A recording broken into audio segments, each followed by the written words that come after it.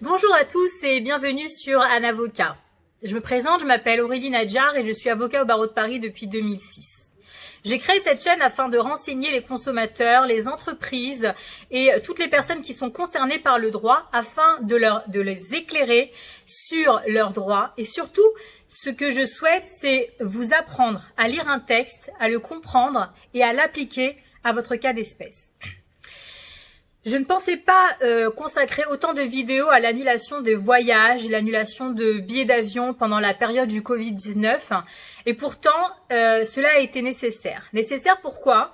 Parce que tout d'abord, ce sont mes premières vidéos puisque je n'ai jamais fait de vidéo YouTube afin d'expliquer le droit aux profanes. Mais lorsque le coronavirus a envahi nos vies, et que beaucoup de personnes se sont trouvées désemparées face à leur quotidien et surtout beaucoup de personnes se sont trouvées désemparées face à une situation qui aurait dû être un moment de plaisir, un moment de vacances et soudainement voient non seulement leur moment privilégié annulé, mais en plus de cela, ils ne savent plus quels sont leurs droits, ils ne savent plus s'ils ont droit à des annulations, à des remboursements, à des avoirs, combien de temps, comment ça fonctionne, etc. Je vous ai donc préparé 3 vidéos. La première vidéo, vous la trouverez juste au-dessus sur les annulations de voyage en règle générale, c'est-à-dire sans coronavirus. C'est-à-dire à l'époque, il y avait déjà le coronavirus, mais aucune ordonnance n'avait été mise en place par le gouvernement pour modifier les dispositions légales en ce sens. Donc, vous pourrez la réutiliser une fois le Covid-19 passé. Nous espérons que cela se fera très rapidement. Vous avez une autre vidéo qui est sur les billets d'avion. Alors, pourquoi est-ce qu'il y a une vidéo qui n'est que sur les billets d'avion? Puisque l'ordonnance de 2020 n'inclut pas les moyens de transport, n'inclut pas les billets d'avion. Et donc de ce fait, cette vidéo est applicable quelle que soit la situation pour essayer de comprendre quels sont vos droits en cas d'annulation de billets d'avion. Est-ce que vous avez droit à un remboursement? Est-ce qu'il y a des frais, etc. Et surtout, quelle est la marche à suivre? Par la suite, j'ai bien évidemment dû faire une autre vidéo suite à l'ordonnance du 25 mars 2020 qui modifiait les modalités de résolution des contrats de voyage et j'ai ainsi fait une 3e vidéo que vous trouvez en barre d'infos et qui vous explique comment ça fonctionne, c'est-à-dire dans quel cas elle est applicable, les délais d'application justement, enfin qu'est-ce qu'elle propose, c'est-à-dire à la place d'un remboursement, vous propose un avoir, comment est valable l'avoir, est-ce qu'on peut récupérer son argent, etc. Il y a tous les détails dans cette ordonnance. Aujourd'hui, on va traiter quoi? On va traiter l'application de cette ordonnance, mais avec des questions-réponses, puisque en fait j'ai l'impression que j'ai beau expliquer, on me pose énormément de questions et en fait j'ai déjà répondu. Donc ce que je vais faire, c'est que je vais faire un fac tout simplement. Foire à questions, toutes les questions qu'on m'a posées, je vous y réponds dans cette vidéo. À tout de suite. Ah, dernière petite chose, surtout restez jusqu'à la fin de la vidéo, puisqu'à la fin, je vous explique comment rédiger votre courrier d'annulation, pardon. Qu'est-ce qu'il faut dire, qu'est-ce qu'il faut pas dire, et surtout, quelles sont les dispositions à viser pour être sûr d'être dans son droit. J'ai demandé à mon agence de voyage d'annuler mon voyage qui a lieu en août 2020. L'agence de voyage me répond que selon l'ordonnance du 25 mars 2020, les annulations sont jusqu'à fin mai et que le mois d'août n'est pas concerné pour le moment.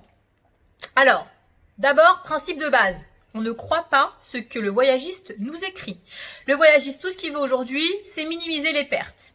Donc, forcément, lui, il veut pas d'annulation. Il veut pas d'annulation parce que même si l'ordonnance vous permet d'avoir un avoir et d'avoir une prestation équivalente plus tard, il sait très bien que si vous n'utilisez pas l'avoir et que vous ne bénéficiez pas de la prestation équivalente, il va devoir vous rembourser. Alors, déjà, moi je suis assez étonnée qu'une agence de voyage vous dise que les voyages du mois d'août ne sont pas compris, parce que moi, je me réfère uniquement au texte. Le texte est très clair, je le lis. Tac, tac, tac. Le présent article est applicable à la résolution lorsqu'elle est notifiée entre le 1er mars et une date antérieur au 15 septembre 2020 inclus. Alors moi j'aimerais qu'on m'explique comment est-ce que c'est possible de notifier l'annulation jusqu'au 15 septembre 2020 inclus pour un voyage, alors que l'agence dit que les annulations et que l'ordonnance n'est applicable que pour le mois de mars. Donc c'est assez étrange. Voilà. Non, pardon, que jusqu'à fin mai. Elle indique que c'est uniquement jusqu'à fin mai. Donc comment est-ce que je peux avoir un délai jusqu'en septembre 2020 pour annuler des voyages uniquement qui ont lieu jusqu'en fin mai? Donc clairement, c'est non. Les notifications doivent avoir lieu entre, comme le dit l'ordonnance, entre le 1er mars 2020 et une date antérieure au 15 septembre 2020 inclus. Voilà. Maintenant, on n'a aucun contentieux. Moi, ma lecture, c'est de dire que j'ai un délai qui est du 1er mars 2020 au 15 septembre 2020 inclus pour annuler mes voyages. Puisque de toutes les façons, en règle générale, j'ai le droit d'annuler mon voyage. Pourquoi est-ce que avec cette ordonnance, j'aurais pas le droit? Bien sûr que vous avez le droit. La seule différence, c'est qu'au lieu d'avoir un remboursement, vous aurez un avoir. Tout simplement. Donc lorsque vous avez une agence de voyage qui vous dit non, au mois d'août c'est trop loin, vous ne pouvez pas faire valoir l'ordonnance, moi j'ai envie de vous dire tant mieux, puisque l'ordonnance est pour les voyagistes qui, au lieu d'avoir un remboursement, permet d'avoir un avoir, qui fasse application des dispositions légales antérieures, c'est-à-dire pas antérieures, mais les dispositions légales en dehors du Covid-19, et on obligera cette personne à vous rembourser, non pas à vous donner un avoir. Donc c'est vraiment, voilà, c'est très très simple. Je réponds donc à un commentaire qui a été mis en dessous de la précédente vidéo. Ensuite, on m'a posé une autre question. On me dit, voilà, j'ai réservé une croisière par l'intermédiaire d'une agence de voyage. Le départ est prévu le 30 mai. Le croisiériste n'a pas encore annulé. Et il me dit que je n'ai pas d'assurance annulation et qu'il a écrit qu'il y a des frais de dossier, des frais d'annulation, etc. Donc on me demande qu'est-ce qui se passe. Est-ce que l'ordonnance prise par le gouvernement annule ces conditions d'annulation qui figuraient sur le contrat signé en janvier? Alors moi, déjà je rappelle qu'il y a 2 volets dans les dispositions légales qui étaient applicables avant l'ordonnance. D'accord? D'abord, il y a le volet comment est-ce qu'on annule, d'accord? Il y a le deuxième volet, qu'est-ce qu'on obtient en cas d'annulation? Est-ce qu'on obtient un remboursement ou est-ce qu'on obtient un avoir? L'histoire des frais d'annulation n'ont strictement rien à voir avec l'ordonnance. L'ordonnance dit uniquement qu'au lieu d'obtenir un remboursement qui est dû, qui est précisé par les dispositions légales du Code du tourisme, vous obtiendrez un avoir. On ne parle ni de frais d'annulation ni rien. Donc, lorsque l'ordonnance ne précise pas un élément nouveau par rapport aux dispositions légales, on retourne aux dispositions légales. Que dit l'article L211-14, grand 2 du Code du tourisme? Que le voyageur a le droit de résoudre le contrat, d'accord, avant le début du voyage, sans payer de frais de résolution, si des circonstances exceptionnelles et inévitables survenant au lieu de destination ou à proximité immédiate de celui-ci ont des conséquences importantes sur l'exécution du contrat. Alors, quand on fait application de l'article du Code du tourisme, si on arrive à démontrer qu'il y a des circonstances exceptionnelles, des circonstances inévitables, eh bien vous ne paierez pas de frais d'annulation. Là aujourd'hui on est dans une situation où vous ne pouvez pas voyager de 1, de 2, même si vous voyagez, ce qui n'est pas du tout certain le 30 mai, qu'est-ce que vous ferez dans votre destination finale? Est-ce que vous pourrez sortir? Est-ce que vous pourrez profiter de votre séjour? Ça, c'est aussi une question à se poser puisqu'elle est primordiale sur le fait de savoir si vous pouvez ou non annuler avec des frais. Mais l'ordonnance n'a strictement rien à voir avec cette question. Les frais d'annulation ne sont pas prévus par l'ordonnance. L'ordonnance, c'est uniquement remboursement avoir. Combien de temps l'avoir? Quand est-ce que j'ai le droit d'avoir mon remboursement? Dans quel cas? Quand est-ce que je notifie? Etc., etc. Rien à voir avec les frais d'annulation. On revient donc aux dispositions légales. C'est exactement comme ça que ça fonctionne, la loi. Vous avez des dispositions légales, vous avez des exceptions. Lorsqu'il n'y a pas d'exception, on retourne à dispositions légales en règle générale. Ensuite, donc clairement, les délais, donc les dates, on a dit, du 1er mars au 15 septembre 2020. Donc, c'est très simple. Vous prenez votre contrat. Vous vous dites, voilà, j'ai une annulation qui va arriver entre le 1er mars et le 15 septembre 2020. Au lieu d'obtenir à coup sûr un remboursement, le voyagiste aura le droit de me proposer un avoir et j'aurai pas le droit de m'y opposer. C'est aussi simple que cela. D'autres questions ont été posées. Alors... Donc, mon voyage a été annulé à cause de circonstances exceptionnelles liées au Covid-19. Le professionnel, je vais mettre l'ordinateur là, comme ça je vous regarde quand je lis. Le professionnel peut-il me proposer un avoir? Alors, oui, ça c'est la réponse qu'on a donnée depuis tout à l'heure. L'ordonnance du 25 mars 2020 donne une option aux voyagistes de vous proposer un avoir au lieu du remboursement qui était prévu par la loi. D'accord? Si le professionnel alors vous propose l'avoir, il a une durée de validité de 18 mois. Vous êtes donc obligé de l'accepter. C'est une option pour le voyagiste de vous proposer soit un avoir, soit un remboursement, mais s'il opte pour l'avoir, vous ne pouvez pas le refuser. En revanche, vous n'êtes pas obligé de l'utiliser, c'est ça qui est intéressant. Ça veut dire qu'on vous donne un avoir qui est valable 18 mois, on vous propose une prestation équivalente, mais vous n'êtes pas obligé d'accepter. Et au bout de 18 mois, vous obtenez le remboursement. Alors, il y a beaucoup de personnes qui m'ont dit, oui, mais moi, du coup, il va falloir que j'achète un autre voyage parce que ça me convient pas ce qu'on me propose. Je vais devoir sortir encore de l'argent. Alors, ça, on n'y peut strictement rien. C'est l'ordonnance qui prévoit ainsi l'avoir au lieu du remboursement. Et oui, ils ont pensé aux agences, ils n'ont pas pensé aux consommateurs lorsqu'ils ont fait cette ordonnance. Alors, n'oubliez pas que de toutes les façons, il y a toujours un moyen de saisir des commissions qui représentent tant les professionnels que les consommateurs afin d'essayer de trouver une issue amiable. Deuxième question qui a été posée, quelles règles s'appliquent pour une annulation d'un séjour touristique antérieur au 1er mars 2020? Alors comme j'expliquais dans la précédente vidéo, le consommateur a le droit au remboursement dans un délai de 14 jours au plus tard suivant l'annulation, c'est-à-dire il a le droit à être remboursé, à ce qu'on lui restitue la somme qu'il a réglée, et on fait donc application de l'article L211-14 du Code du tourisme. Est-il possible d'être remboursé immédiatement? Alors, comme je l'ai expliqué précédemment, c'est le professionnel qui choisit. Le professionnel a une option entre le remboursement et l'avoir. En fonction de la situation financière du voyagiste, il pourra vous être proposé un remboursement ou si bon après j'ai envie de vous dire c'est pas réellement par rapport à sa situation financière, c'est juste en fonction de son bon vouloir. Et donc, s'il ne peut pas vous rembourser immédiatement ou s'il ne veut pas vous rembourser immédiatement vu qu'il a cette option, le professionnel sera tenu de vous rembourser à la fin de validité de l'avoir qui est de 18 mois. N'oubliez pas qu'il y a les délais de 30 jours, 3 mois. Je vous renvoie à la vidéo précédente où j'explique tout ça. Autre question. Est-ce que l'agence de voyage est obligée de m'informer de la durée, du montant de l'avoir? Alors bien évidemment, l'agence de voyage qui va vous proposer l'avoir a l'obligation, d'ailleurs, comme tous les professionnels qui sont concernés par cette ordonnance, de vous informer dans le délai de 30 jours. Ça, c'est ce que j'expliquais dans l'autre vidéo. Vous avez, à partir du moment où vous décidez d'annuler, le prestataire, enfin le voyagiste ou le prestataire a un délai de 30 jours pour vous informer de sa décision. Est-ce qu'il veut un avoir ou est-ce qu'il opte pour le remboursement?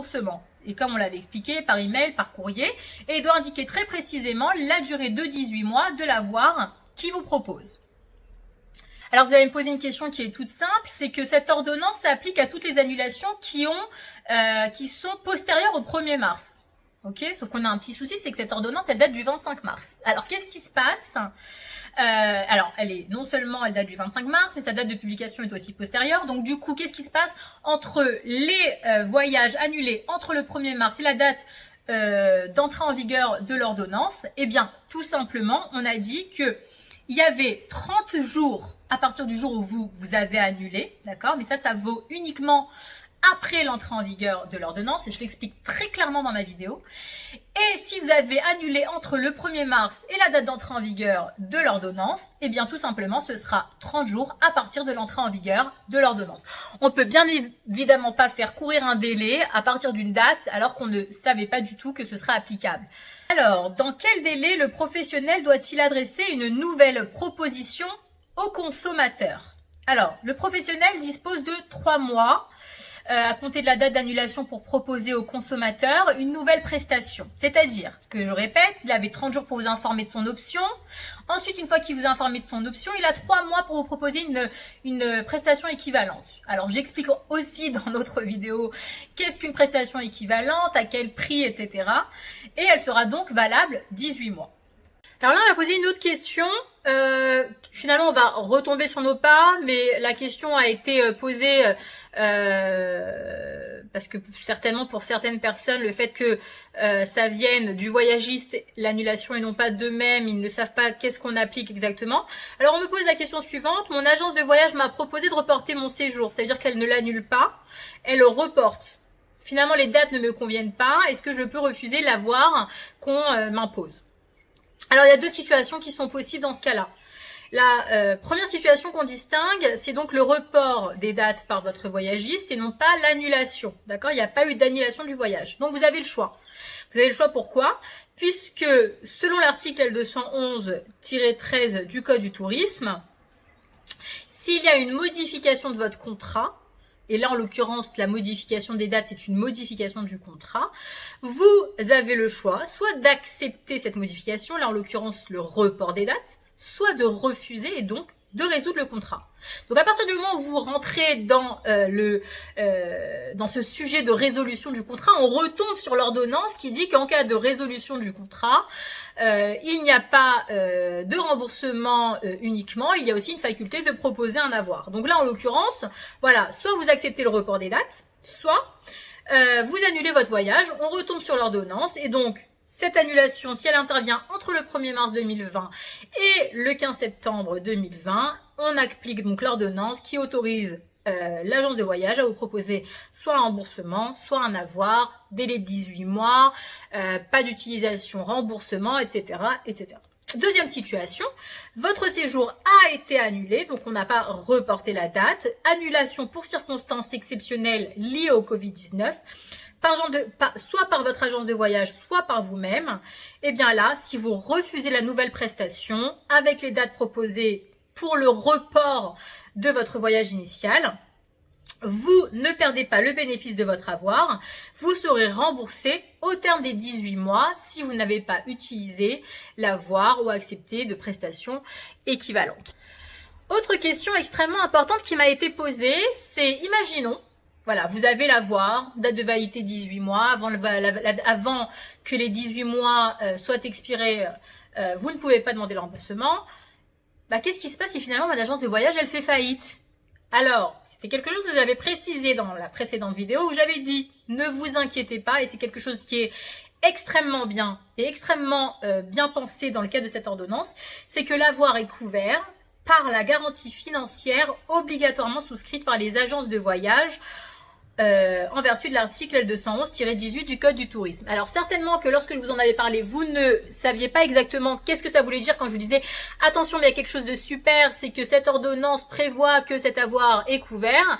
Et bien tout simplement, si finalement cette agence de voyage ne pourra pas vous rembourser ou ne pourra pas honorer l'avoir, s'il y a des difficultés, il y a la garantie financière qui joue. Alors on aurait pu dire elle est obligatoire, donc finalement elle joue. Non, elle aurait pu être exclue. Autre question. Mon enfant devait partir en colonie de vacances, en colonie pour les vacances de printemps. Que va-t-il se passer ?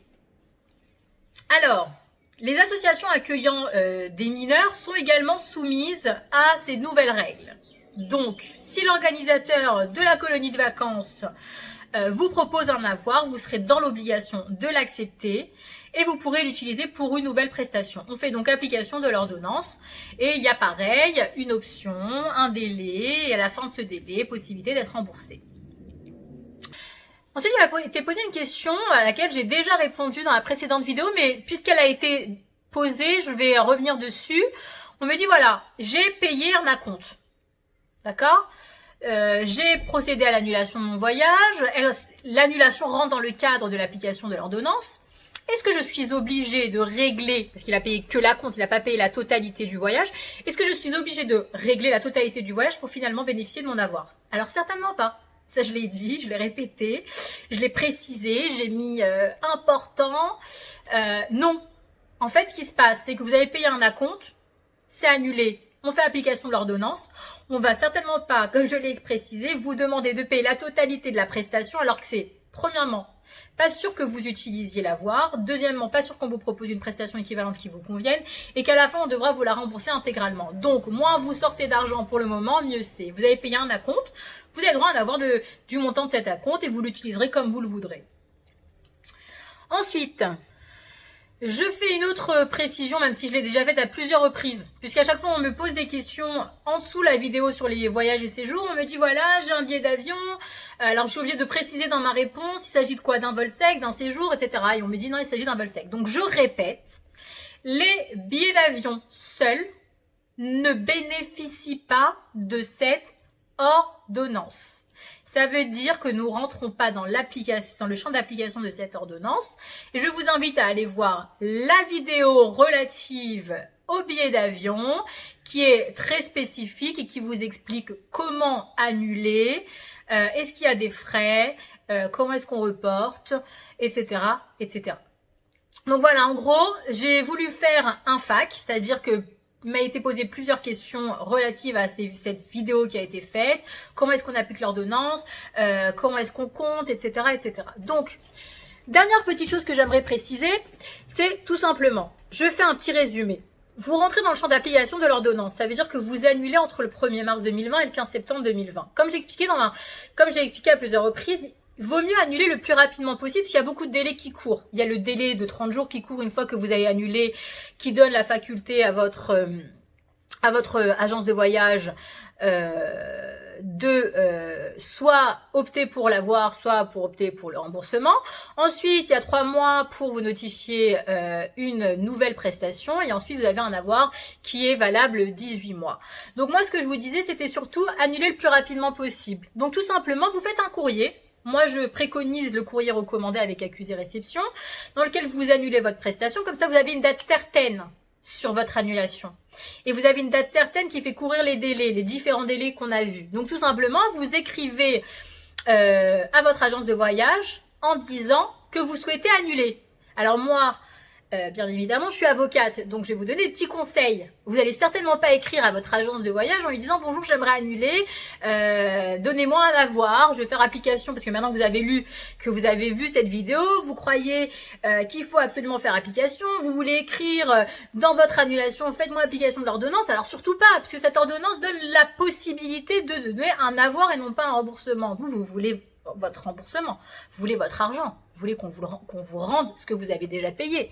Donc vous n'allez certainement pas écrire à l'agence de voyage en disant voilà, je souhaite annuler, faites-moi application de l'ordonnance, donnez-moi un avoir, n'oubliez surtout pas ci, n'oubliez surtout pas ça, je sais qu'il est valable dans 18 mois. Non, vous envoyez un courrier recommandé avec accusé-réception en disant j'ai acheté ce voyage, je souhaite l'annuler, merci de bien vouloir me rembourser.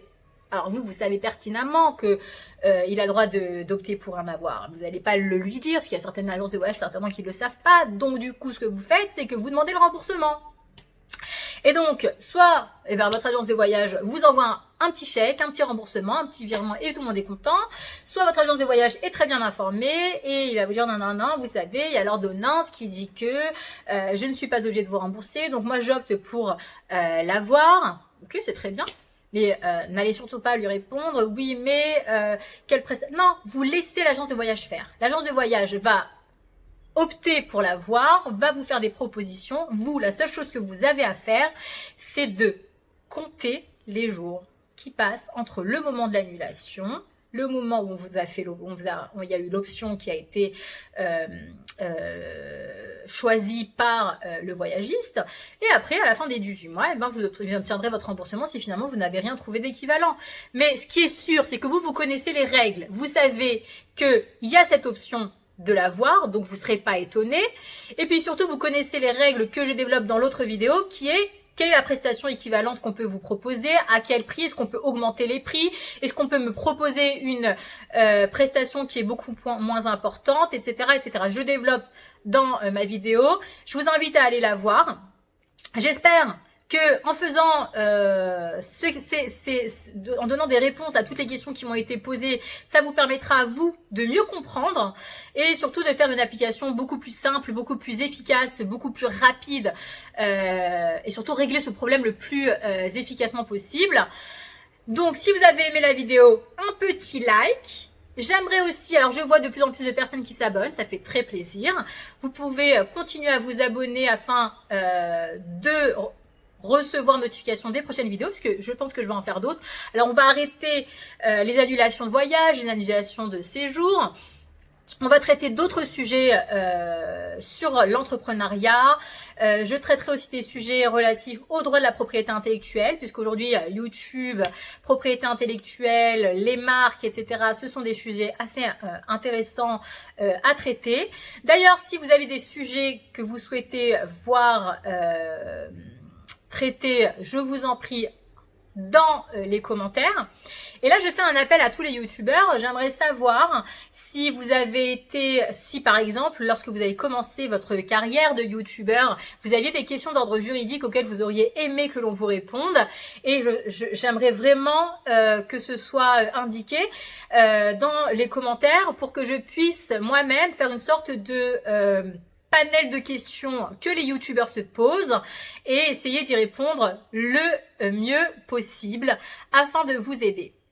Voilà, je vous invite donc à vous abonner, liker, partager, commenter, tout ce que vous savez qu'il faut faire sur une chaîne YouTube.